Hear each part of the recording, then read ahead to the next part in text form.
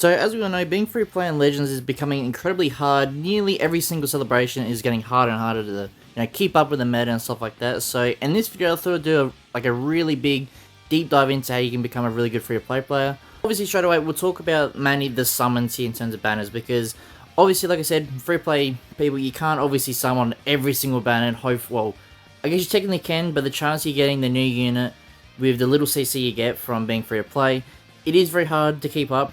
You know, as you can see here, we have got this Happy Summer Rising banner, which will go away in just over 9 days, well, roughly 9 days. Now, obviously, these are pay-to-win banners, which, to be honest, they aren't worth it at all anyway, so it's not like that big of a deal if you do miss out on these banners, because, like I said, they're okay, but knowing you have to spend so much money on them, it's not that big of a deal, right? But the other banners down here is where I want to really talk into, I guess identifying which banners are good enough to summon on or good enough to skip on. So for example, with this banner here, so depending, well, I guess it all depends how you play as a free play player. So I would probably recommend, if you're a free to play, I'd recommend probably sticking to 1 or 2 teams. So wherever team you want that to be, whether it's Survival Saga, Saiyan, like a full Saiyan team or Fusion team, stuff like that. I try to stick to at least one of the popular ones you're going to see in the meta a lot, which is usually the Fusions, Saiyan, or Tournament Power Saga, like I mentioned. So for example, this banner here, this Legend banner here, would actually be a decent banner to summon on. So we've got obviously the new Golden Frieza, Golden Frieza and Android 17, which, they're pretty good unit. I'd say they're still definitely top 5, maybe top 3 in the game. So they are a good unit, and they'll probably be good for maybe a few months, I would say, depending on how they're going to do the rest of the celebration. So knowing that, they would be good to summon for, right? But the thing is, the rest of the banner. So typically with the rest of the banners, I usually say Legend banners are slightly better, and it's because of supporters, right? So we've got Bubbity here as a supporter, which Bubbity, he's not like super overpowered as a supporter, but he's definitely pretty good. We've got this God Goku in here, which, I mean, they're good now, but like once the feature boost is off with the PvP for them, they're not going to be as good. Kefla, same thing again, when they're on the booth, not really good. So, this UI Goku used to be really good, but not anymore. And then we got Belmont here as well. Now, Belmont's actually a pretty decent pick for this banner as well, because in the new event, the new raid event, you can actually get free copies of him. But at the same time, this is why I think Legend banners are better, because you can get 2 copies of support, 2 supporters here on this banner, which is, it doesn't seem huge, but to me, I would say it is, because obviously Legends is heavily pushing supporters. So as we know in the news, I don't know if I can quickly pull it up here. I think it's for the 3000 day celebration. So I think it's this one here, we should better find it. Yeah, so new event exclusive supporter, so it will be a free supporter, so I don't expect it to be too overpowered, but it'll be available in, was it 2 weeks time, roughly? So you can sort of see on here, they're sort of heavily pushing new supporters as much as they can. Which is why, like I said, with these new Legend banners now, well, it looks like the minimum is going to be 2 new supporters each banner, which, well, not new supporters, but 2 supporters, so we'll probably get like, maybe depending on this upcoming weekly reset, we should be getting probably a Legend typo, I'm assuming. So knowing that, we could probably see, I don't know, maybe another supporter, maybe not, it's hard to say, but if I have 2 supporters, they'll make that banner even better. But at the same time, this banner still isn't a must summon, I would say. It's definitely a lot better to summon on. But at the same time, if you're brand new to the game, I would say this banner could be good to summon on if you're like really new to the game. Because at the moment, until obviously the Tournament Power Saga campaign ends, these units are still really good. Like I said, when they're on the featured boost, they're an incredible unit. When they drop off, well, when they're not on it the next season, they're not so good. So that's why I'm a bit hesitant to say if it's good or not. But if we go to an Ultra banner here, which I'm not sure if we have an Ultra banner up here now, I guess we can just go on. This one here is, I guess, a special one. It will go away in a few days anyway, so I'm assuming on the weekly reset, by the time I'm recording this, we'll have some banners returning, so they'll be a little bit better to do the video on, but doesn't matter. You can still see my point here. So, for example, with Ultra banners that do return, not this one, they usually have the 1 Ultra, and the rates aren't quite this good. This one's a little bit better. But for example, right, so you got the, let's say it's just Ultra Goku returning, then you got these Legend units here, or the LF units here, so it's not really the best here. Like I said, if they did Zenkai well, I was hoping for a Zenkai for Red, MUI Goku, or Android 17. It would be better to summon them because these units will be good again, well, are good for feature boosts and stuff like that.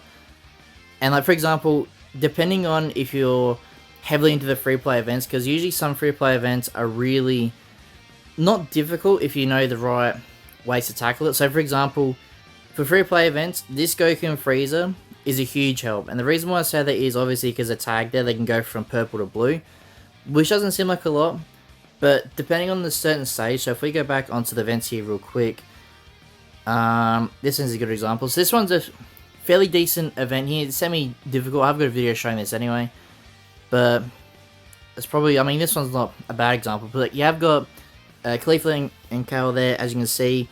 Obviously, when they switch to Kale, you obviously have the green buff. So, is it Goku that's purple or Frieza's?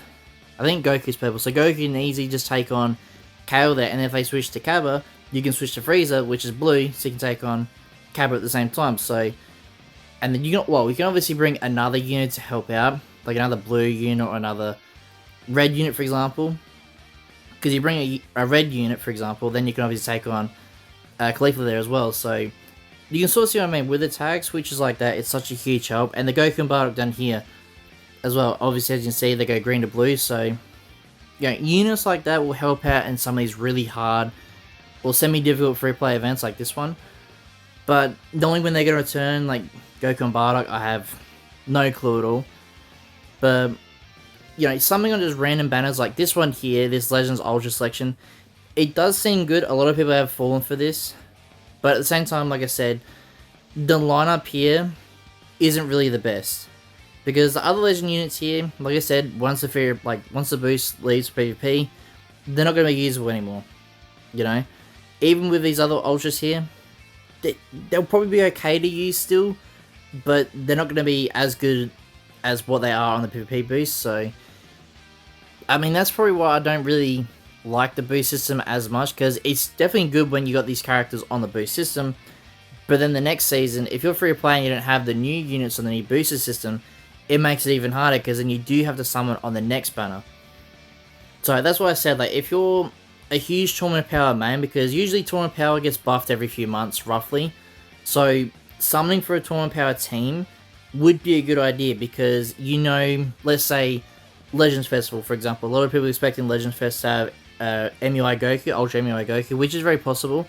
And if that happens, obviously that means Tournament Power Saga again. So you can see what I mean, like having a certain team you focus on, investing in, like Tournament Power Saga, Saiyan Saga, stuff like that, every few months you'll get buffs, right? But let's say, for example, you go for Lineage of Evil.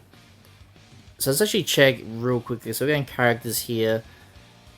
Character list. So let's have a quick look. So we change this out to... we got character tags here. Let's just do another random one. I mean, Hybrid Saiyans you can do as well. Just remember that. Hybrid Saiyans or Saiyans, you can heavily do that. Regen. Regen was definitely very good for a while. Who was the last Regen character we did get, though? If I do auto receive, this should roughly... So Piccolo was the last... Legend Piccolo was the last one, which... I can't remember when he came out. It'd be a few months ago now. So I guess you could do Regen, but at the same time, it may not be the best. Like, back in the day, Regen used to get buffed like nearly every month. So, it was definitely good for a while. But now, I'm not too sure if it's worth going for Regen. I guess you could, because Regen can be pretty good to actually use as a team. So, Lineage of Evil, who was the last one? I mean, yeah, obviously Golden Frieza, and I should remember that one. But the last one after that was Metal Cooler, which Metal Cooler was... I mean, he was a while, yeah, because LFs have been gone for quite a while now. Well, not gone, but no new LFs have been around for a while now, so... Damn, yeah, Metal Cooler was ages ago, so you can sort of see what I mean. Like, Lineage of Evil doesn't usually get buffed as much, so it's a lot harder to invest in a team like that. Fusion Warrior, obviously, like I said, Fusion Warrior gets buffed nearly every celebration, and obviously we've got a big one coming up for was it called Legend Summerfest, I think it's called. So knowing that, we'll probably get another fusion yet again there, most likely. So you can sort of see what I mean. Like, it's good to invest in teams here that are going to get buffed or be on the PvP booster system eventually again in like a few months or so. So that's what I sort of aim for in this video, is to sort of show which units to aim for, which units not to go for. Like Dimer, for example, is probably another one which could be good, but Dimer doesn't usually get buffed as much as it probably should. I mean, probably Dimer could be for Legends Fest as well, potentially. But yeah, that's pretty much going to be it for today's video. I just thought of a quick little guide here showing which banners to summon on, because obviously a lot of people do summon on banners that aren't really too worth summoning for. Now, I do short videos when new banners drop or returning banners drop, just going over quickly if it's worth summoning for or not. So, if you're not too sure, you can obviously check them out. But yeah, I'll probably do maybe a few more videos on this mini series here, or it could be a fairly big series on being free play, just sort of, help out as much as I can with the knowledge I got. But yeah, if you guys like this video and you want to see more, please like and subscribe, and I'll see you all in the next one.